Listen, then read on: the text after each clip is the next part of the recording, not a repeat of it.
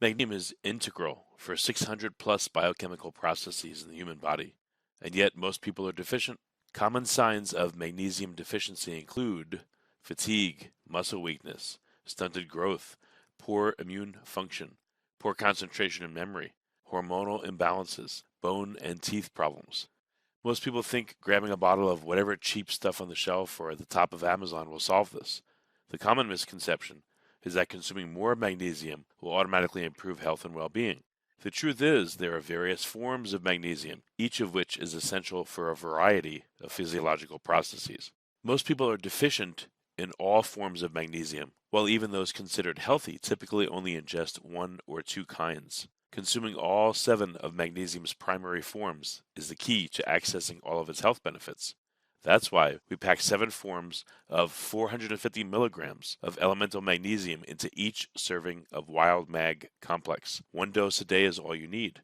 Learn more and grab a bottle today at wildfoods.co. Use code GENIUS for 10% off your order. Before we get started, I have a quick favor. I've been self-funding the Finding Genius podcast for 5 years now. I've done over 3,000 episodes. And as you can see on YouTube, we're up over 1 million views on the channel, which is fantastic. The next thing I really want to push on is to get up to 10,000 subscribers, because once we do, we'll be able to put a donate button, and we'll be able to solicit donations to help keep the podcast running and to also get the Finding Genius Foundation moving along. We have a big project studying anxiety, depression, and PTSD, and working on a product to help people overcome these problems, because I've seen them explode recently after the last 2 years of the whole virus situation. So if you would, please subscribe to the podcast. That would help us tremendously. Give us a thumbs up and check in the description for Buy Me a Coffee. It's about $5. If you could buy me a coffee, I'd really appreciate it. It would help keep the channel going, and I love coffee. Thank you.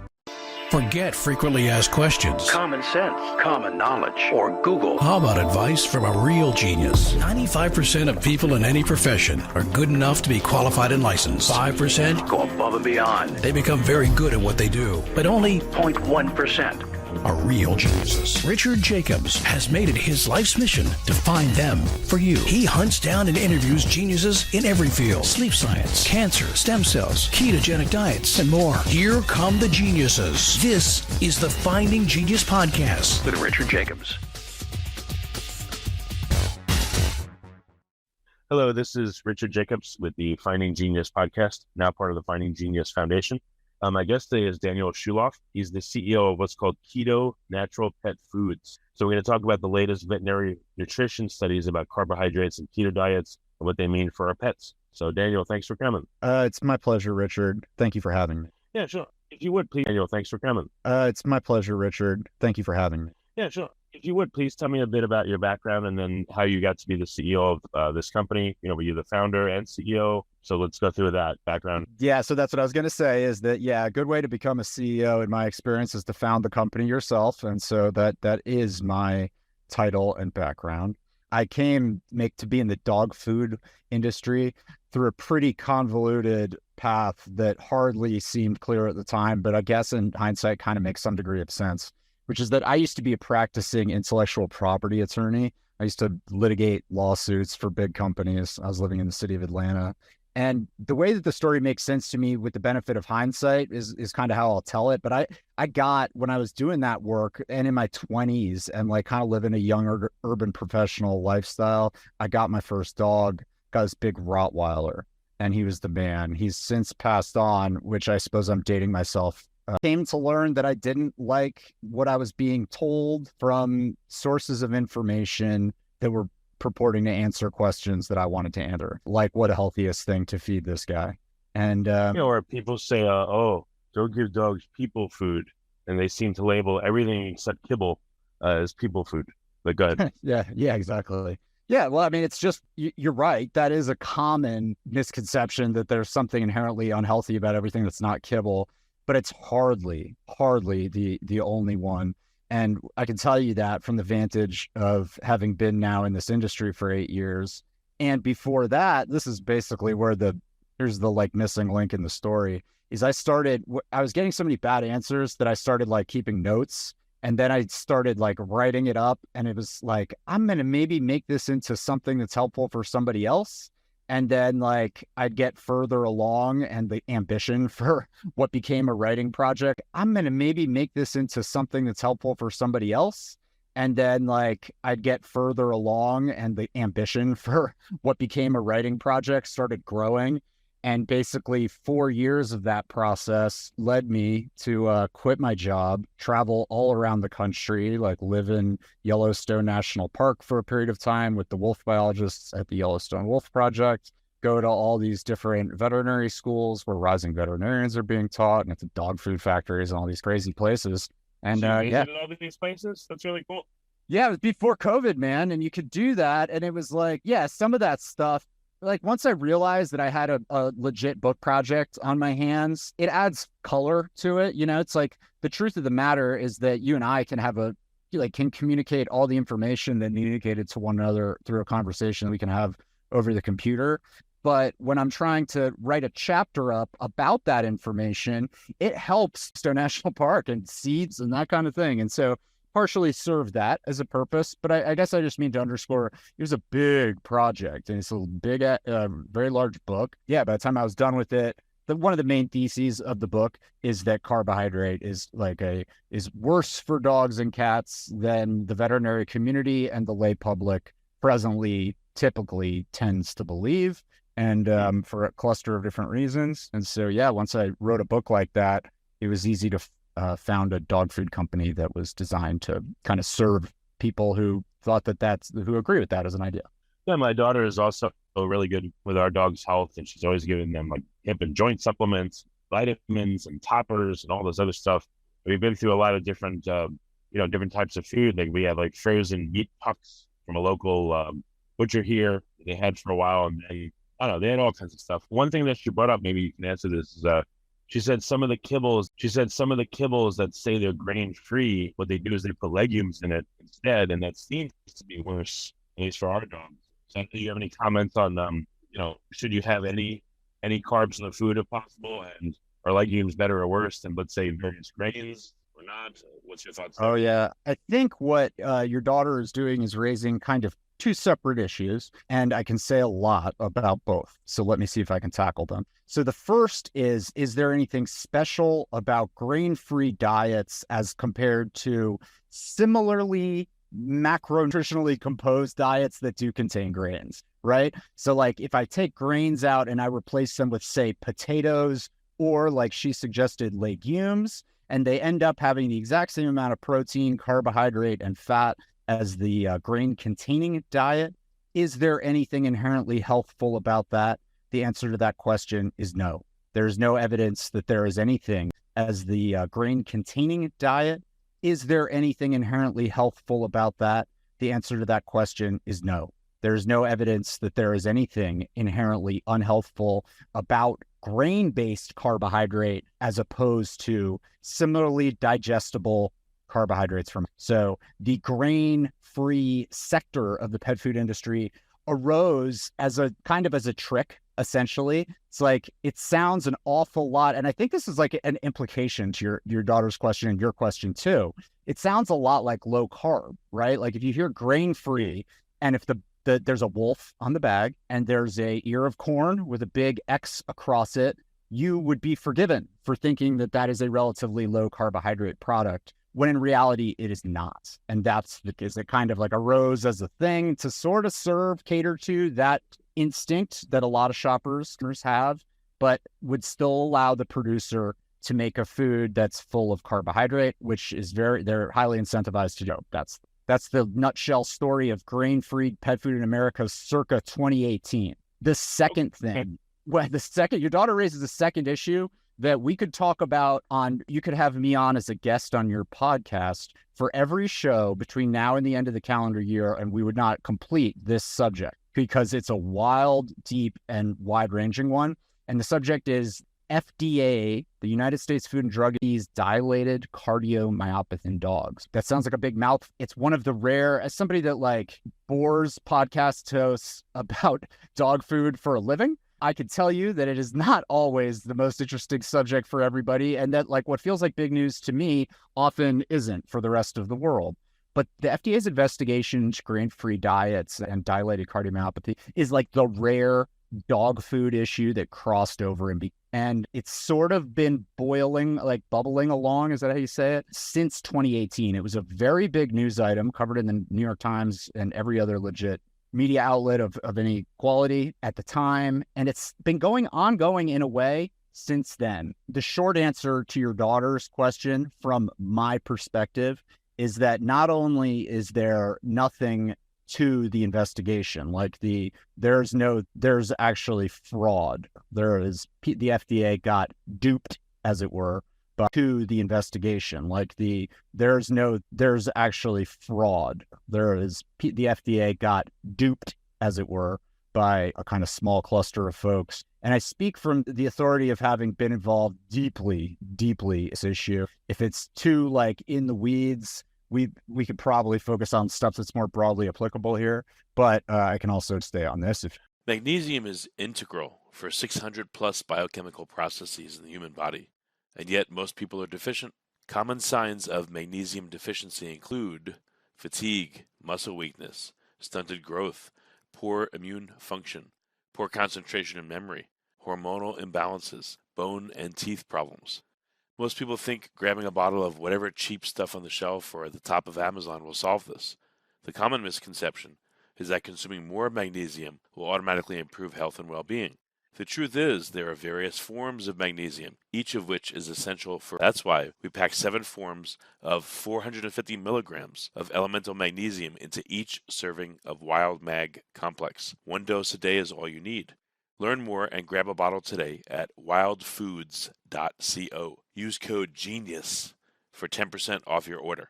No, it's fine.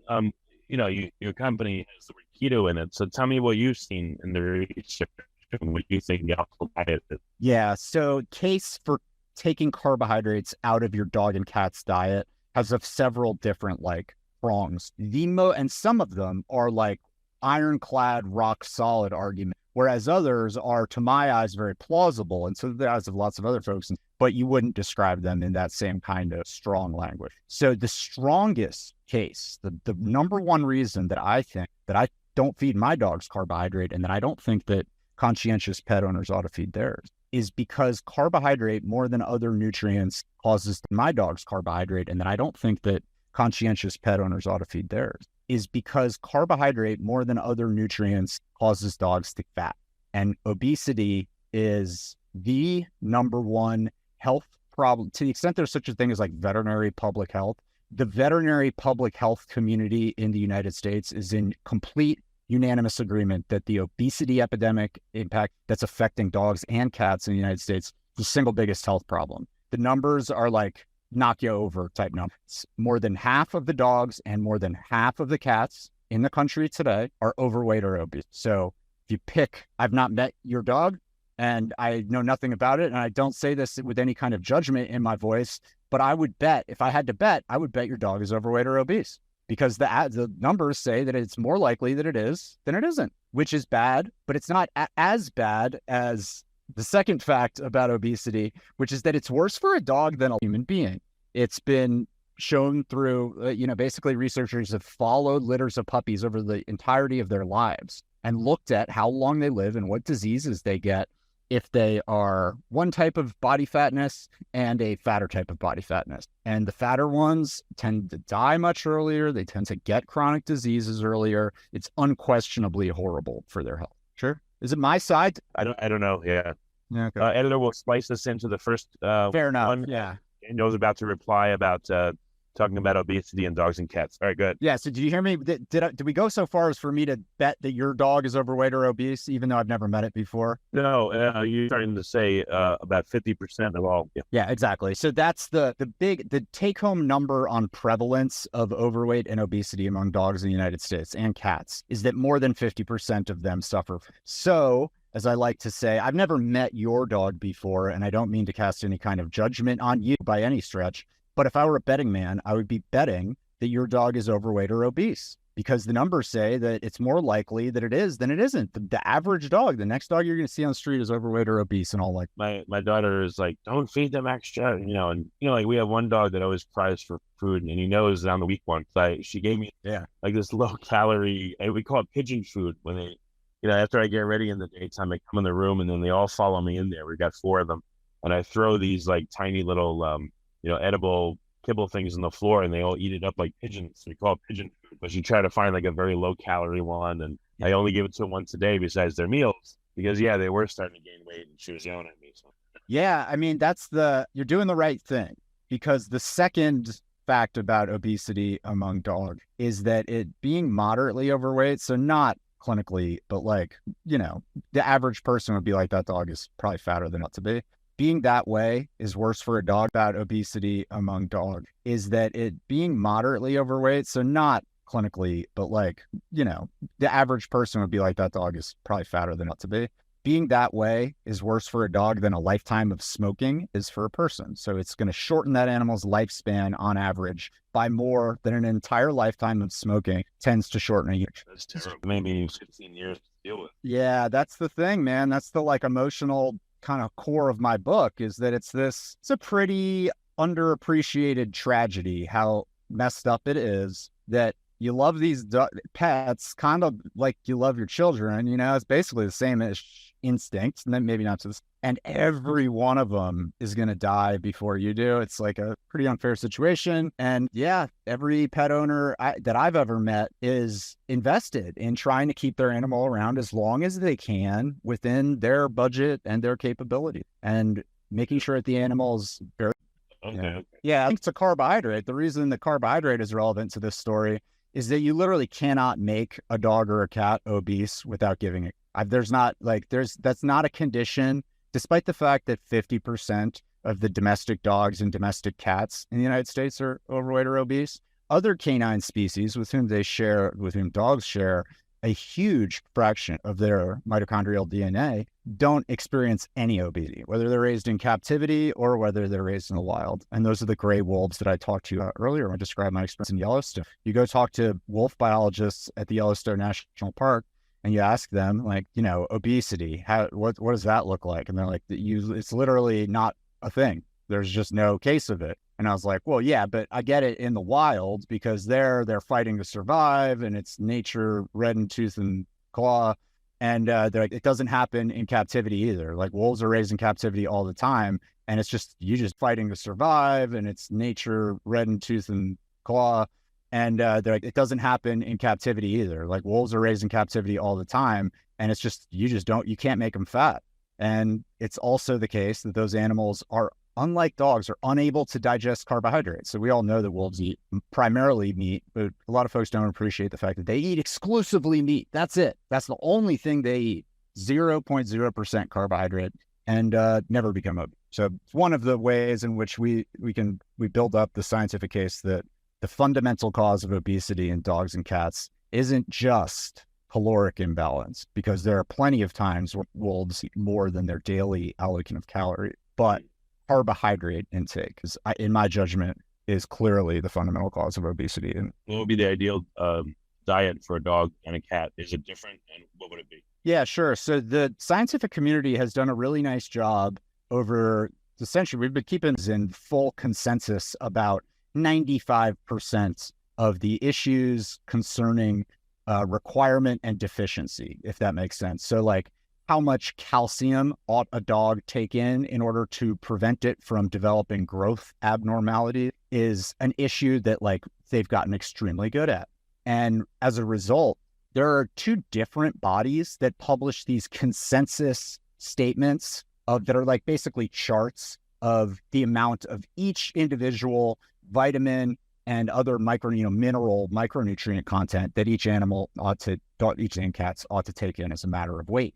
And they also highlight even like more than just macronutrients. They don't just say like the animal needs this much fat. They break it down into types of fat, omega-3s, omega-6s, different amino acids. And those profiles for dogs and cats are somewhat different. Like a cat, if you do not provide it any of the amino acid taurine, and those profiles for dogs and cats are somewhat different. Like a cat, if you do not provide it any of the amino acid taurine, which is typically only found in meat and not in vegetable products, unlike some other types of amino acids, the animal will develop cardiac disease, basically. They need taurine in their diet in order to not develop that disease, deficiency disease, whereas dogs don't. they will make taurine out of, as long as they're getting enough of, other amino acid. And so the specifics of like exactly what the micronutritional makeup of the diet ought to be, it changes species to species. For my money, that being said, what I think the actionable, the like kind of best practice for a dog or a cat owner in the United States is, if your budget is no option, what I would feed is a all meat, zero carbohydrate, because all meat, raw diet that has been prepared by a commercial manufacturer. All meat, zero carbohydrate, because all meat, raw diet that has been prepared by a commercial manufacturer and is what's called certified complete and balanced, which is a regulatory statement that basically means the regulators are confident that this has exactly the amount of micronutrients that's going to meet all these requirements. You do that, you'll get the macro numbers right. You'll minimize carbohydrate, which is the like kind of, for me, is sort of the most important health issue. And you will break your bank, but that's the best option. The products unfortunately are quite expensive. Is there any downside to feeding just meat? I heard floating around in some places, it makes dogs more aggressive if you give them raw meat. Is that BS or would it be? Yeah, I've literally never even heard that. There's one common, glaring kind of fundamental problem with the veterinary nutrition community, and the reason that some of the issues that seem like very clear science to me aren't being but it's exaggerated in the world of pet food. And it's like, to the point, they're just between the very small number of practicing clinical nutritionists, which is to say fewer than 100 board certified veterinary nutritionists in the United States. There are 100,000 plus vets, but only 100, fewer than one, are board certified nutritionists. And the mega size, kind of like the amount of funding that's available through industry as compared to other sources, it means that you have just like a very, very heavily industry and subdomain of science. And one of the places that they've made that industry has kind of built up common perceptions about pet food is in the domain of raw diets,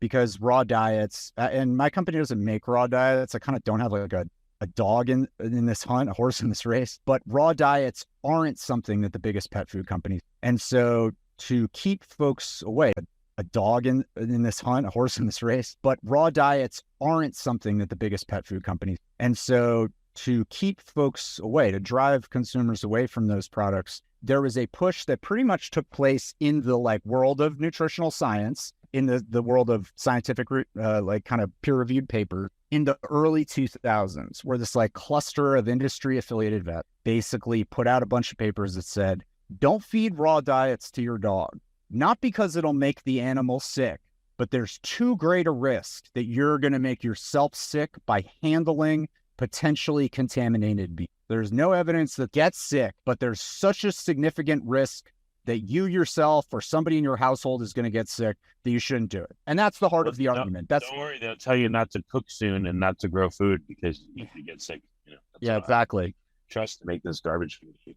But it's like, I use that as an example because, if you're listening to this and give me a call, and I will send you $100 cold cash because I'm that confident that this is exactly what your veterinarian will say. They will say, we do not recommend raw diets for dogs. And if you press them and you say, why don't you recommend raw diets for dogs? They will say, because there's no scientific shown benefit, and because their risk of contamination issues is too sick. And it's like your reaction, Richard, I heard you when I just explained what these papers said, oh my God, is like how you sounded. And that's everybody's reaction. It's an oh my God type of argument. It's absolutely, it's ridiculous, but it is completely bought hook, line, and sinker by the entirety of the veterinary community. It's so pervasive within what they're used to be taught during and after veterinary school that it's just it's complete. It's a matter of, dogma. It's scripture. What's very revealing is that you said there's only about 100 board certified veterinary nutritionists out of a population of 100,000. Scripture. What's very revealing is that you said there's only about 100 board certified veterinary nutritionists out of a population of 100,000. Why is that so low? That's very unusual. Yeah. Okay. So there's kind of two things, at least. One is that dogs and cats, this is the most fundamental way to answer it. It's they don't advocate for themselves, right? They don't they're not a part of a voting constituency, and like lots of people care about them and will spend time, money on animals that are not even theirs. Animal welfare groups like do good work, but because there's no like consistent drumbeat of like self-advocacy, stuff still falls between the cracks kind of. And one of the places that there's tons and tons of public investment in the human world, there it's just not there in the doggy and kitty world, is in funding for scientific. There's no equivalent to the National Institutes of Health in the dog and cat world, and is in funding for scientific. There's no equivalent to the National Institutes of Health in the dog and cat world. And so if you want to do research, you want to be a professional, you love you love veterinary nutrition. When you're in school, you become very interested in nutritional topics you want to do, and you want to do it on the science side. You're going to work for a university and be a professor, and a big part of your job is going to be publishing new studies. Well, you're going to have to get funding for those studies. And there is no other game in town. There is just industry. Yeah. That's it. There's some science, you're talking about, I can make these kind of sweeping statements because you're talking about several dozen people here. We're not talking about tens of thousands of people. We're talking about a tiny group. There are some that are like, I'm better because I take it from this company, but there's no, as opposed to the biggest company, there's no alternative. You can't be a viable professional scientist doing veterinary nutrition work and not have money for it because there's just nothing else. So that's one thing is just like basically one dominating that they have from very methodically and very thoughtfully built up an obscene amount of influence within the veterinary community from long before they are practicing vets, like when they are still in vet school, all the way through to folks who are out of school for 30 years, don't go to a big city, learn about new stuff outside of there. So it is a wild place. Like I don't know, it's something where you never run out of stuff to talk about. Like there's just so many mind-blowing types of like, here's one that just like in the interest of giving your listeners mind-blowing facts, there's one that I even after, decade in this stuff didn't even know. I learned less than a week ago. There's a nonprofit organization that is funded 100% by a big pet food company. That big pet food company is called Hill's Pet Nutrition. And Hill's Pet Nutrition is the company I was referring to a minute ago when I said they've made obscene inroads in the veterinary community over a period of like 40 years. That's their brand. And that's like how they work they are the sole exclusive funder of an organization called the Mark Morris Institute. Mark Morris was the founder of Hill's Pet Nutrition. So if you can get a sense of what the Mark Morris Institute is, or like who it represents, I guess I would say. Sure. But what the organization claims to do is it's an educational organization. It's like vets, if you need to learn about clinical nutrition stuff, you come to us and we're going to teach. And they do the things you'd expect like an organization like that to do. They have online material that if you need a continuing education credit, you can go and watch their course, and it's, They look like they're huge in the education industry, but the education serves them and what they put out. Yeah. Well, yeah, but it's the way they do it that's so like, that's the jaw dropper. Because what they do is this. They don't just do like videos and little pamphlets or even just textbooks, even though the most popular textbook used in veterinary nutrition courses literally has a Hill's logo on it. Okay. Like literally has a Hill's logo on it. Okay. Like even that's bad enough. They do full turnkey clinical veterinary nutrition programs for vet school. So if Richard and I want to start our own vet school, and there's only 33 in the United States, so we're not talking about a lot, and say we want to offer clinical nutrition to our students. We want to not just teach them about cardiac issues in dogs. We want to make sure they know about what health stuff is tied to feeding. What are we going to do? Well, we're going to have to hire a bunch of professors. That's going to cost money. We're going to have to pay those professors to develop curricula. They're going to have to buy materials. Or you could just use the Mark Morris Institute, because the Mark Morris Institute will literally drop the program right into your school. And they're working in 25 of 33 veterinary schools in the country right now. Professor, syllabus, curriculum, course materials, everything. And this is 100% funded by Hill's Pet Nutrition. So I would challenge your listeners how they would feel if you learned that 80% of the medical schools in this country were teaching lung health using a nonprofit organization that was funded entirely by Philip Morris. Right. Think about that. And let me add one more thing. It's free. So if you and I are starting a university and we're like, well, we'd want a veterinary nutrition program, but it's too expensive to do all that. Not only, if you call up Mark Morris Institute, not only will they solve all the problems in one place, you do not have to pay. It is free. So think of how easy it is to adopt that type of methodology within your school. It's like too good to say no. There's money for it because they're literally, you can see from their annual tax filings, they're 100%, every single penny funded by private institution, Hill's Pet Nutrition of Colgate, for profit. So it sounds like from the name, you've chosen to go the keto route instead of just, carnivore route. Well, for me, I'm a one-issue shopper, which is to say that I believe carbohydrates are the devil for my dogs, and so I want to feed them as little carbohydrate as possible. And the reason that I didn't, by the time I founded dog food, feed what I referred to earlier on your show as the gold standard for people that share that perspective, which is a raw, all meat, commercially prepared, complete and balanced diet, is because my dogs nowadays, my brand of dog, are St. Bernards. They are not just like, they are really big. I have a dog named Wayne. He is one of my St. Bernards just passed, regrettably. My dog Wayne is 160 pounds, he's a year and a half old, and he's a small horse. He's huge. And raw diets for dogs are calorie for calorie, or like meal for meal, are like 5 to 8 times as expensive as fancy. So like if you have a really little dog, what kind of dogs do you got, daughter, man? Our big one is a black lab. He's probably 100 pounds. We've got pounds. He's really much bigger than most they've seen. Nice. We have a standard poodle. She's like 60 pounds. And then we had a little one. He's like a mix of an Australian Shepherd and something else. He looks like an anteater, actually. He's only like 30 pounds. Really, I think he'll get to maybe 50. Yeah. Right. But he's really cool. He's like chocolate lab colored, and he's but again, he's like part Australian Shepherd and something else, but he just looks like an anteater to me. I don't know why. Okay. I've never seen an anteater in the flesh as far as I'm aware, but I sort of can see what you mean, like what you must be describing. But I guess what I mean to say is, like, if you have a Chihuahua or like 10-pound dog, you can, and you think carbohydrate is really, really bad, but it's possible. You can feed a all meat, raw diet, no problem. It's going to cost you, 5 times more than Kibble, but the difference for you be between 50 cents a day and $2.50. It's $2 extra. But if you have, like 4 dogs, you add up the body weight, talking about 200 plus pounds of dog. It's similar to what I've got. And you're talking about 20 times that. So you're talking about similar to what I've got. And you're talking about 20 times that. So you're talking about the difference between,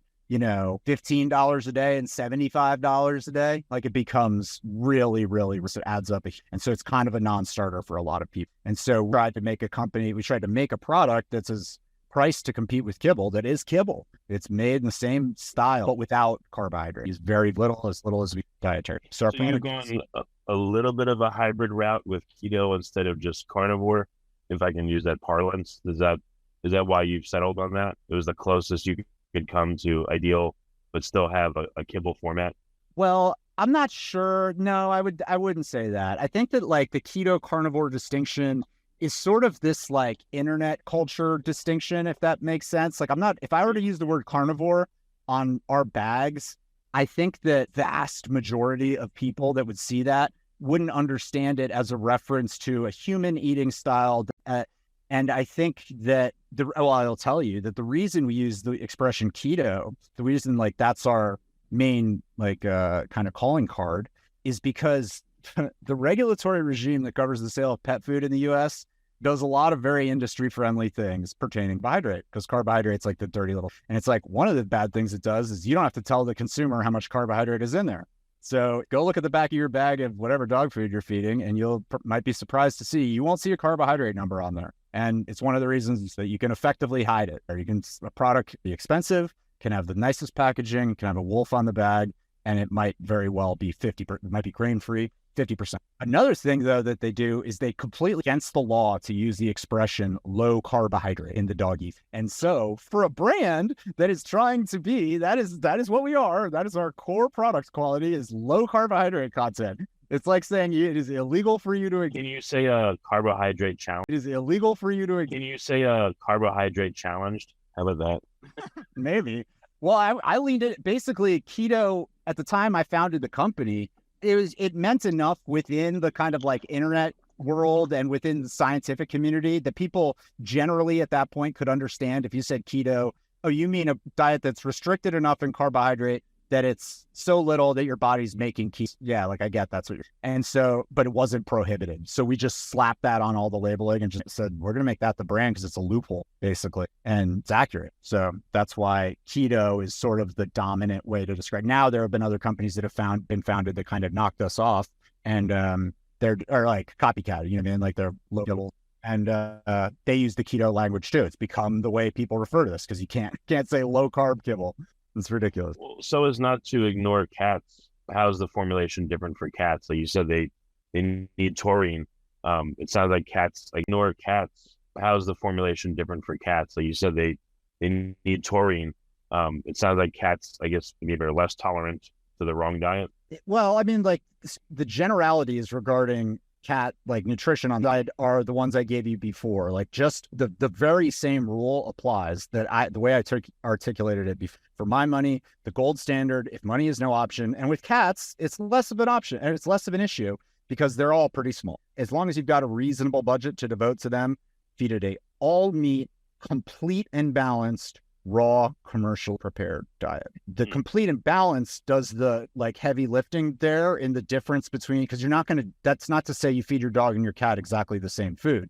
If it's complete and balanced for a cat, that means that the regulators know that the manufacturer included the right nutritional profile to make sure that things like taurine are included in correct levels. And then the fact that the diet is all meat, zero carbohydrate. It's like, we're not an old company. We've been around for 5 years. And you got to focus. I got you. Well, and it's like, yeah, focus, but it's also like there's an economic reality about the pet food world, which is that like, you know, your dogs weigh 200 pounds collectively or more, right?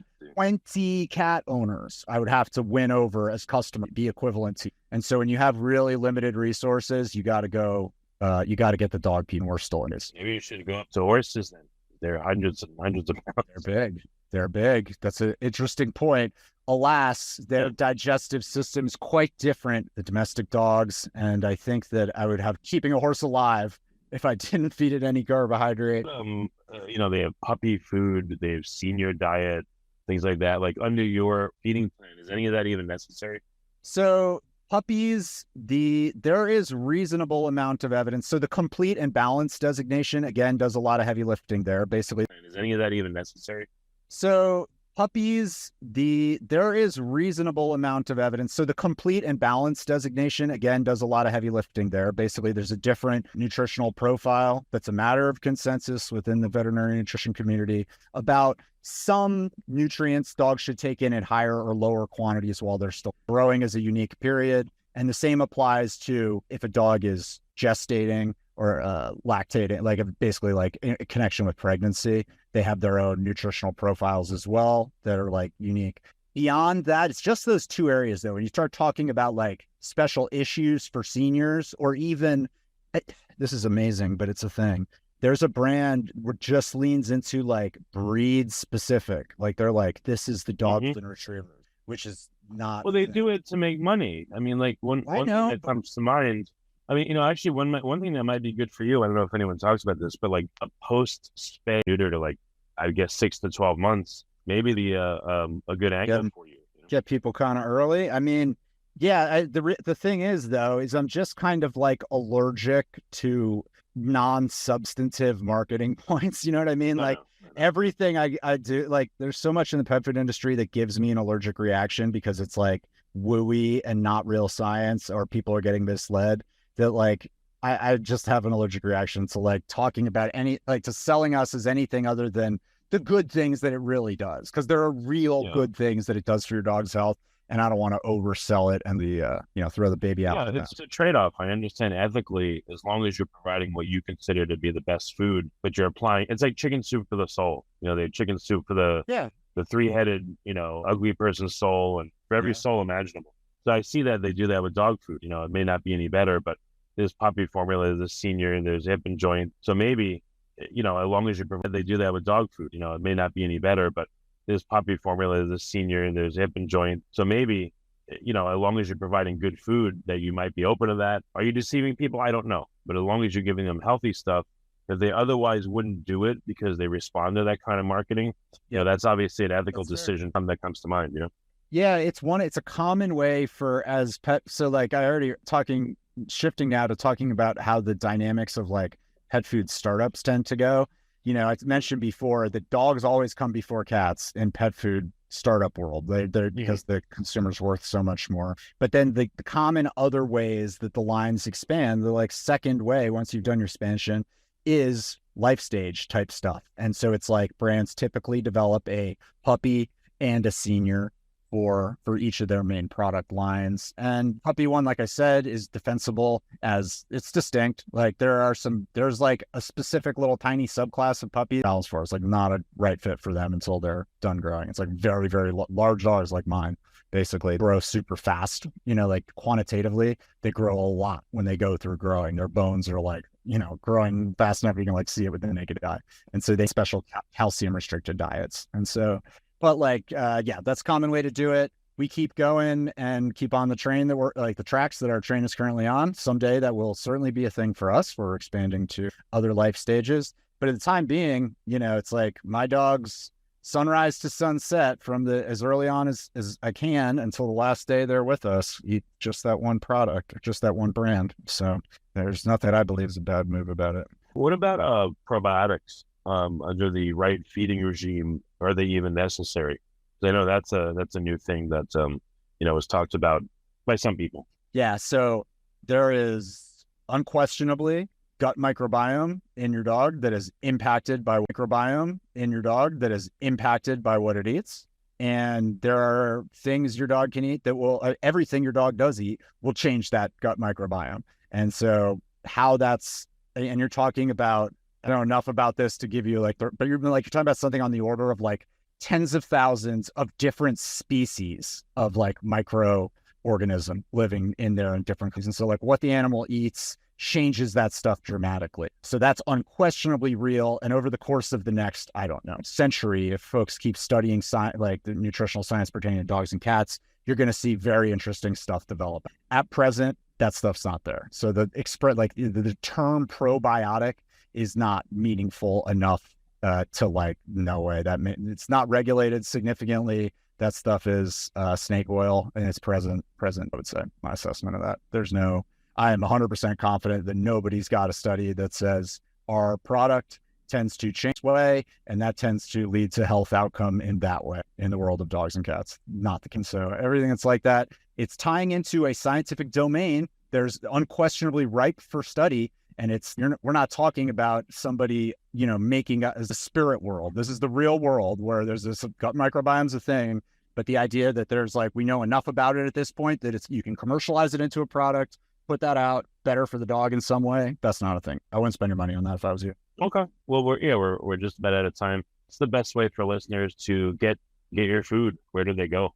KetoNaturalPetFoods.com is the best way, because there you can get all kinds of interesting stuff to read. If you're listening at this point and 45 minutes into a podcast about dog food, then you should go to the website, because you're going to find a lot of interesting reading material there. We just do like a nice job of summarizing the evidence on all the relevant stuff there, and you can whatever media format you like. But you can also get the pet food in all the major online outlets, easily to find wherever you. All right. So again, the name is slowly. The URL is what? KetoNaturalPetFoods.com. If you search keto pet food, you'll find us. Well, Daniel, thanks so much for coming. It's been really great to talk to you. I appreciate all your wisdom in this regard. Thank you. It's my favorite thing. I love it. Yeah, thank you for having me. If you need anything else, if you ever got any questions, you or your daughter, you know how to find me. Excellent. Magnesium is integral for 600 plus biochemical processes in the human body, and yet most people are deficient. Common signs of magnesium deficiency include fatigue, muscle weakness, stunted growth, poor immune function, poor concentration and memory, hormonal imbalances, bone and teeth problems. Most people think grabbing a bottle of whatever cheap stuff on the shelf or at the top of Amazon will solve this. The common misconception is that consuming more magnesium will automatically improve health and well-being. The truth is, there are various forms of magnesium processes.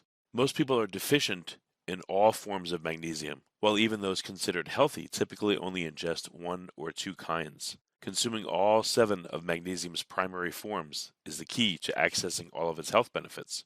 That's why we pack 7 forms of 450 milligrams of elemental magnesium into each serving of Wild Mag Complex. 1 dose a day is all you need. Learn more and grab a bottle today at wildfoods.co. Use code GENIUS for 10% off your order. If you like this podcast, please click the link in the description to subscribe and review us on iTunes.